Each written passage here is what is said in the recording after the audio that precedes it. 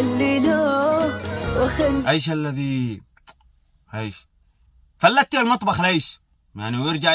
يحرق الشافوت وهو بيش يندعلش قتله وترجع تزعلي هذا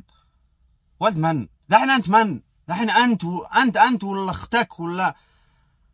عن صوم وخلي حر في غازي. انا قلت رمضان وروتي تترك الخلق لخالق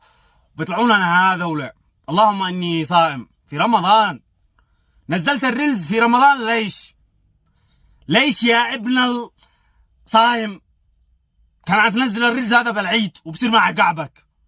يعني وداري ان احنا ما نقدرش نسب لو انت رجال